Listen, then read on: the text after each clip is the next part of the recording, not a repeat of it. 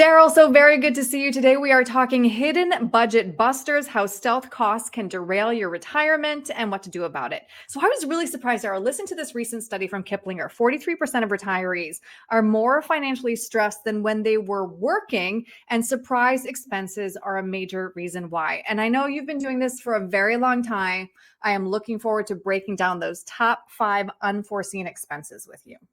You're not supposed to be more stressed out in retirement. That's not the objective. I agree. Oh God, we always learn these things last. Welcome to the Retirement Guy channel. I am Darryl Rosen, and this other individual, because I am clearly not alone today, is Erin Kennedy. Erin is my colleague and my friend, and we are trying out a new format today. Instead of me just standing in front of the camera and talking to myself. So if you like what we're doing, make sure to subscribe. Let's get into the meat of this subject. So based upon our work helping people, retirees, retiree adjacent people who are thinking about it, want to retire, there are different expense categories that really kind of throw people off. And what we'd like to do today is to go through these expense categories. There are 5 of them we're going to highlight, share these ones in particular, talk about maybe the hidden pitfalls and what you can do. So Erin, where do you think we should start? Like, what is the biggest one? Yeah, well, of course, I think a lot of people know this one would be one of their top expenses in retirement, but still it's difficult to gauge, and that would be healthcare costs. That would be healthcare costs. So Nationwide Retirement Institute survey conducted a survey. 66% of U.S. adults are terrified of what healthcare costs may do to their retirement plans. And here's more, 72% say that one of their top fears in retirement is that healthcare costs will become out of control. So Erin, you've heard me say this before to anybody who will listen. So let me say this again. If you're not breaking out your healthcare costs in your retirement plan, I call it a securement plan. If you're not breaking out your healthcare costs, then you're really kind of fooling yourself. I'm trying to say that as diplomatically as possible. And the reason is because let's say that you think that you're going to spend $6,000 a month in retirement. So you just kind of throw out this number, $6,000. If you're not looking at healthcare costs independently of that $6,000 number, you're probably kind of fooling yourself, because the average 77-year-old between Medicare A, B, Advantage, Part D for prescription drugs, any kind of supplemental coverages, out-of-pocket costs, all that stuff, that could be $1,000 a month. Now, if you're living on $14,000 a month, $1,000 a month is not that big a deal. If you are on $5,000 a month, that $1,000, if my math is correct, is 20%. And that's a lot. So you have to be cutting that part out. So we have to break that part out. And sort of understand that medical inflation, a big deal. It's really a big deal. And as you look at this image, you can see that since 2015, healthcare inflation has usually exceeded overall inflation, sometimes by more than double the rate. And so, Erin, later on, this is what we call a tease in the business here. And we're going to talk about spending. We're going to talk about inflation. We're going to talk about the retirement spending smile and how some of that stuff comes together. That's our 5th point. But for medical, we need to be thinking of that. And, things change, right? So, Erin, you know that I have a new knee, lots of titanium in my knee. And I had surgery when I was 58, which was 12 days ago. And the surgeon, when he was talking to my wife while I was in recovery, said, he's going to need a new knee, but in 10 years. And I thought, okay, great, I can wait for Medicare. Well, that lasted about half a year. So as much as we want to try to wait for Medicare, because Medicare is actually a pretty good plan, often we need to think a little bit differently in that. So if you're before 65, we can look at the Affordable Care Act. We can look at COBRA insurance through your employer if you're no longer with that employer. It's some pretty good benefits. You have to pay for the insurance, but at least you can get it. And here's kind of another securement tip that I want people to have an understanding about, that healthcare is just a math problem. So I've been self-employed since 2007. I've been buying health insurance since 2007. It's an expense on my income statement, if you will. And I think that for people who have had great insurance for many years, the premise of retiring at 61 and not having insurance is like that kind of freaks them out. But at the end of the day, it is simply a math problem. Maybe you can afford it. Maybe you can't afford it, but it is a math problem. One of the things, Erin, is um, life has taught me, certainly in the last couple of years, has taught me the importance of spending as much money when you're young and Right. healthy, enjoying things, just not waiting. And I find a lot of people that wait to retire until they think the scenario is perfect, and it's probably never going to be perfect. Uh, but I want people to get out, and I want people to try to enjoy their money. And Hmm. so the second thing we can do is sort of prioritize health screenings, preventative care. Those are good things to do while you're still with your employer, using something known as an HSA, which is a health savings account. Is really the triple whammy of retirement accounts that can benefit people as long as you have a high deductible plan. And I actually have some exciting news on the HSAs, which I'll get to in a second. But the great thing about an HSA is that you get a tax deduction when you put the money in. That money grows tax deferred, ultimately becomes tax free as long as you use it for a qualified medical expense, of which there are thousands of different medical expenses that you can use. So, Erin, do you want to hear the exciting news? Of course, I want to hear the exciting news. That's a good answer. You've heard of the big, beautiful tax bill that is winding its way through Congress. One Yep. of the parts about the bill is an enhancement to the HSA strategy. The current law suggests that once you take Medicare Part A, when you're 65 or whenever you take Medicare Part A, that you can no longer contribute to an HSA, that you can no longer have those tax deductions, the tax-free benefit, and all of that. A proposed change under the Medicare Part A in this big, beautiful bill is you can continue to contribute to an HSA. Existing HSA contribution rules and penalties for non-qualified medical expenses will apply, but there is a wonderful enhancement to that. So you want to take advantage of that. Another securement tip. Here's something else. When the money is in the HSA, invest it. Don't let it sit in cash. They'll let you do that. Don't let that money sit in cash. You can buy a mutual fund. You can buy ETFs. You can buy fixed interest investments inside of an HSA, this health savings account. So the key is you want that money to grow and compound so that if you're putting money in at age 55, 45, that money will grow to be something sizable that can help you later on. So that is health care. That is our first thing. What should we tackle next? Well, I actually want to ask a quick question about that. Why are you not including long-term care in those healthcare costs? Is that a whole other video? Why am I not including long-term care? I believe very strongly in long-term care. Right. I have Yeah. invested money in long-term care for Jill and I believe very strongly in it. It's not everybody's cup of tea. It can be less than affordable. It can be hard to qualify for. Like, for example, I couldn't qualify for long-term care now with this titanium knee I have because once I can't do 2 out of the 6 ADLs, one of them being walking, transporting myself, then they have to start paying. So you see, like, one day you're insurable and the other day you're not insurable. So long-term healthcare insurance, if it fits, I think is a wonderful idea. The one thing we don't talk about, and you're letting me bring up one of my favorite points with long-term care insurance, is that people think, Erin, that it works to help you on the back end of retirement. It does. It certainly does take care of the back end of retirement when you're in your 80s or when you're no longer able to do some of the things that we take for granted now. But what people don't understand, and I know this intuitively and it's right in front of my face, is that if you have long-term care, that gives you license to spend more money when you're young and healthy. Mm-hmm. You have that license because of the way spending works. So we're going to get to spending later in the video, right? It doesn't just go up like this spending with inflation, like a hockey stick. Kind of goes down a little bit, and that builds into inflation. So we'll get to that. But right now, let's hit on taxes. And Less, because we've talked many times before about how retirees assume they're going to be in a lower tax bracket when they retire, but for many reasons, that's just not always the case.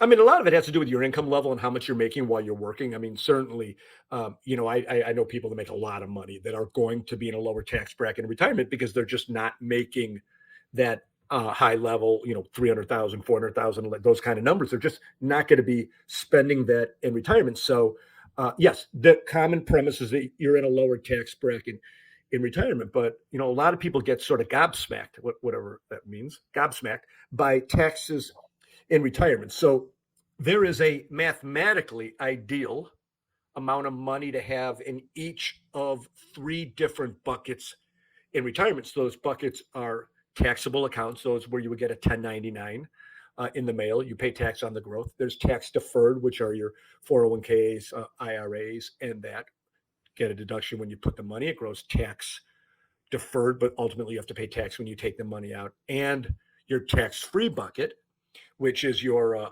Roth account, some kinds of specially designed life insurance policies. But what you want to think about is, so the standard deduction is going up. So the standard deduction, now a lot of people used to itemize when the tax law changed in 2017, they no longer itemize. So that standard deduction is going up. And there's also a provision in the big, beautiful bill about a $4,000 additional standard deduction or deduction for people over 65. So it can be, and that'd be per person. So if you're over 65 and you're getting this $4,000, if it goes, so the thing with the big beautiful bill is it's going to the Senate now, and they're going to monkey around with it because I think that there's some parties that think that it raises the deficit. They don't want that. They're going to monkey around with this. Some of this stuff might not be in the final bill, but the retiree stuff may be, because retirees are a very influential voting bloc.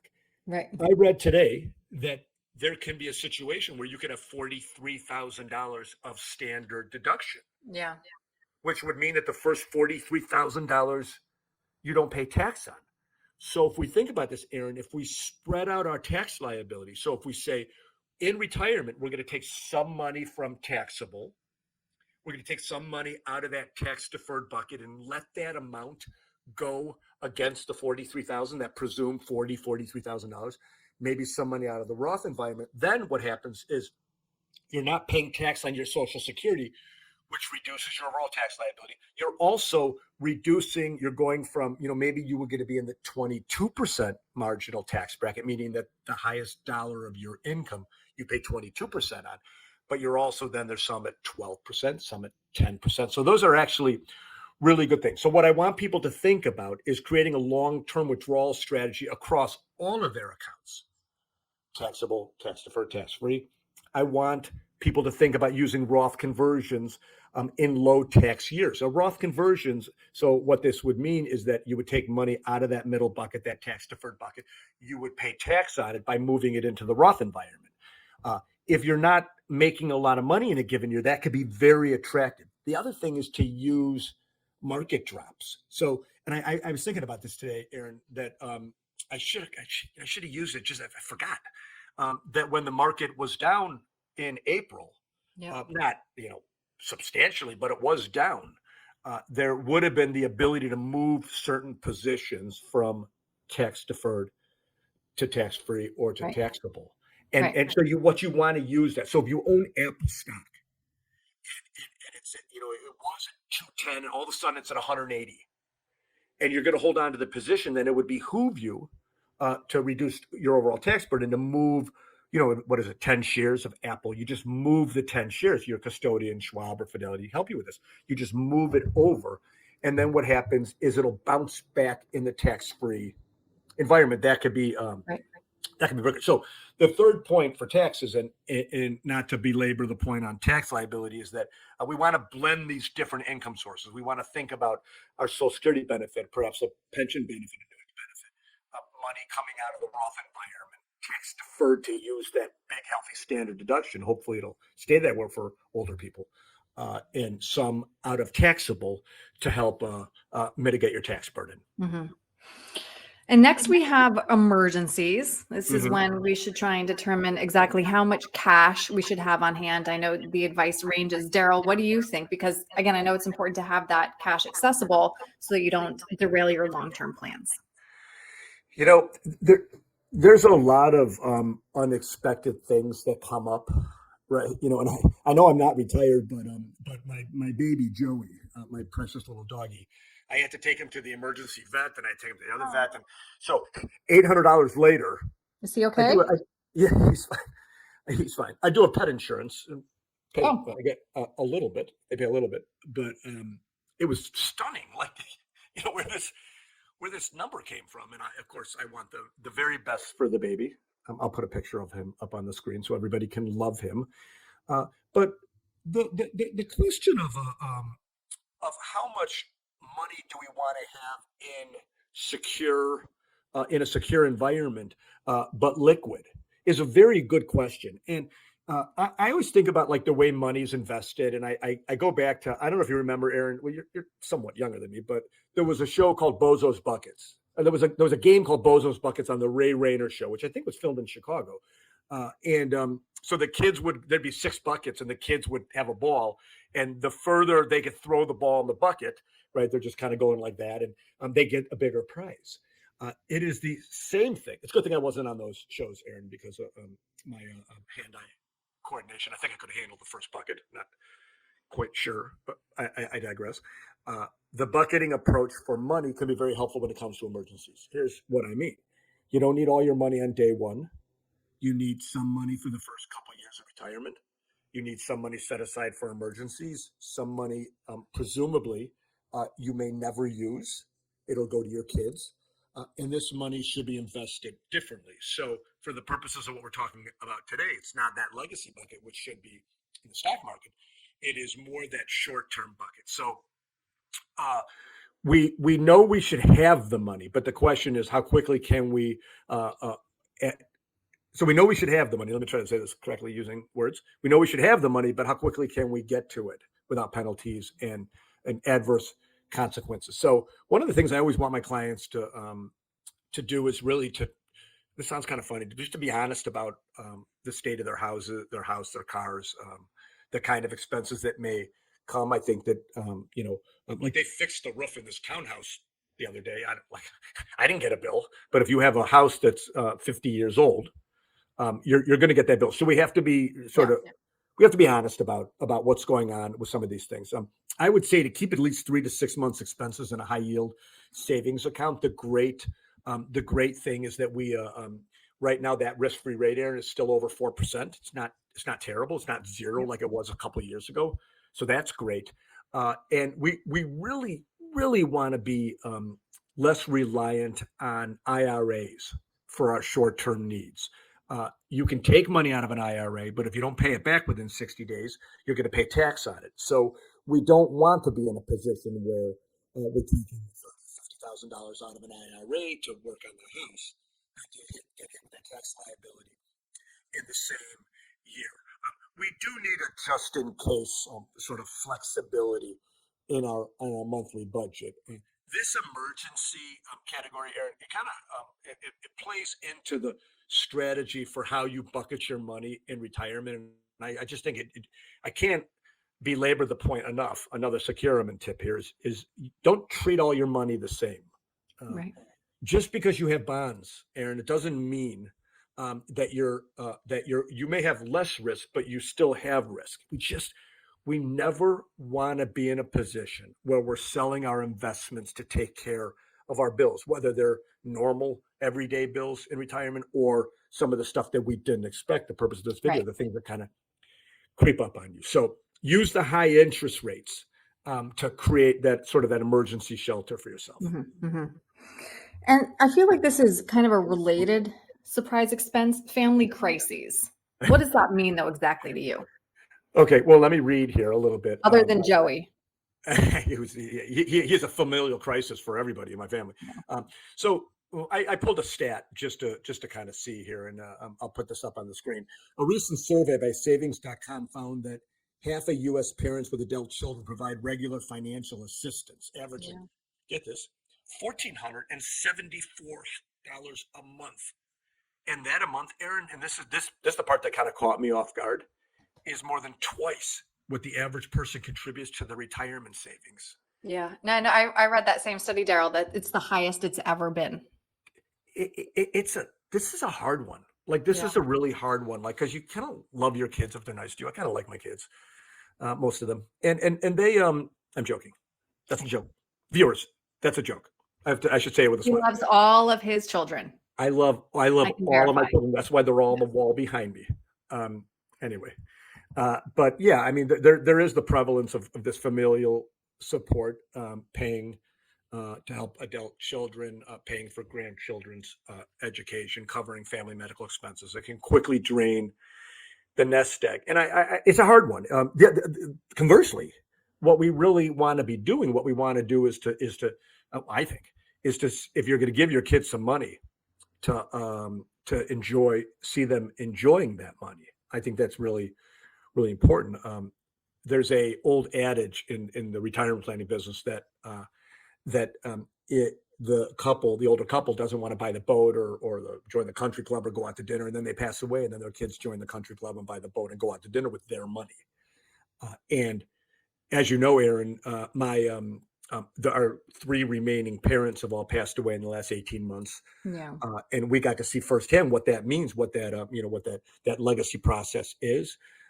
We went out to dinner with and I took all the kids out to dinner, and we would have taken grandma with us, but she had passed away. And I remember that there was a new guy helping our table.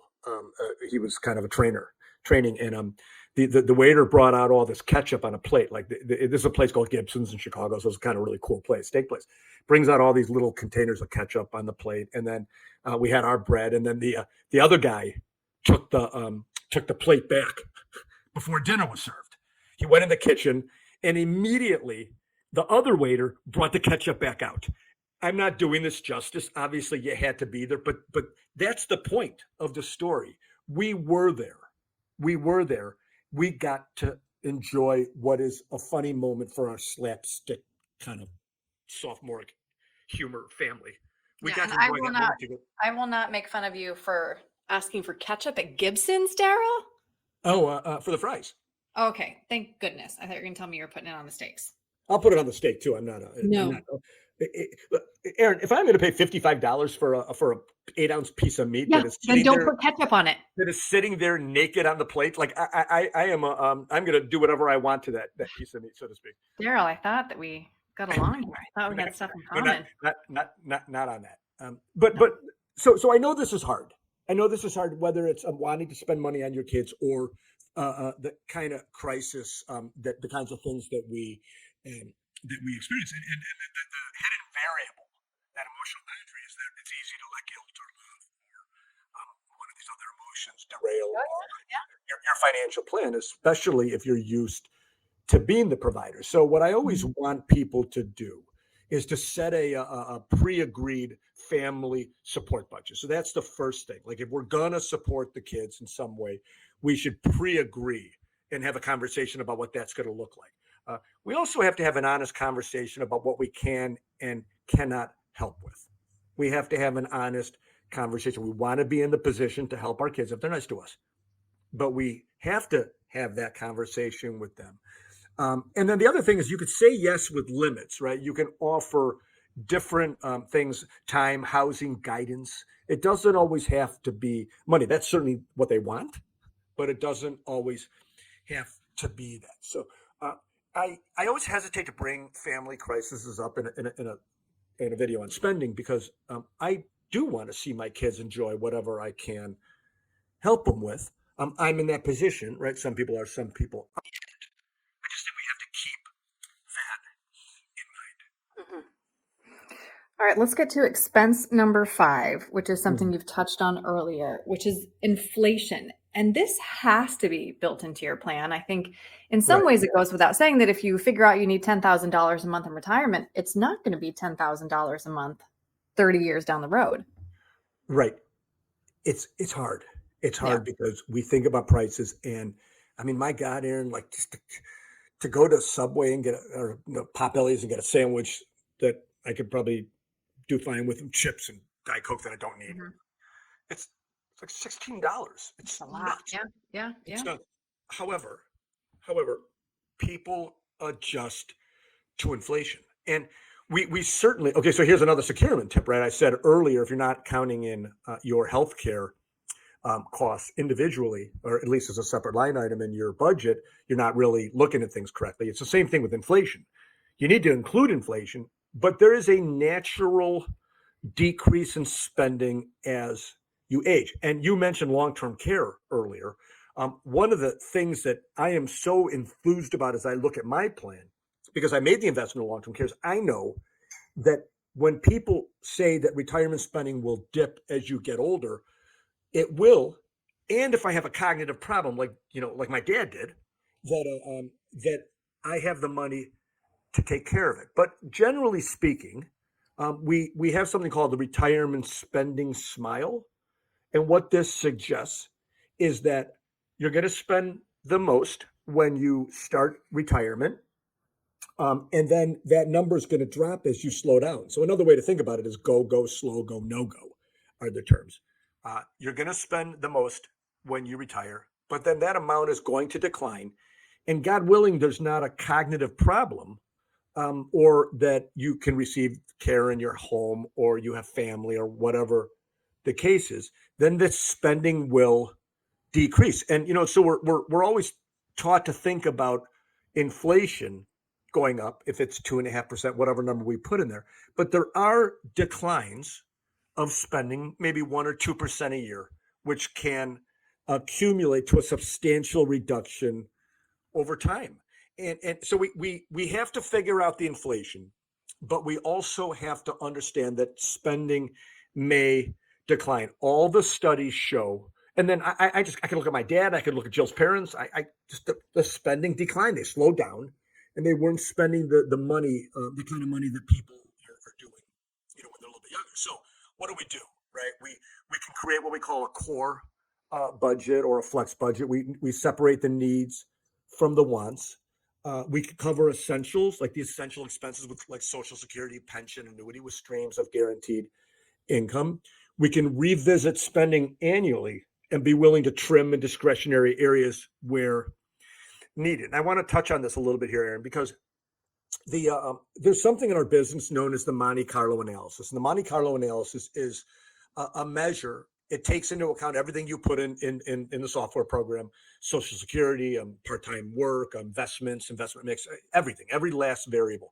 And then what it's going to do is it's going to tell you whether or not you're going to run out of money. And I think that's a little bit useless, a lot useless. I think that there are better ways to do it. And the problem with that is, I think when people are sort of barreling towards a cliff and they feel they're going to run out of money, they're going to spend less. Right. And maybe there's a Medicaid thing and there's different things that can happen. But if you run out of money, but I think that people, my experience is they just start to spend a little bit less money. So we have to think about that. But the other side to that is that I want to tell you how much you can spend.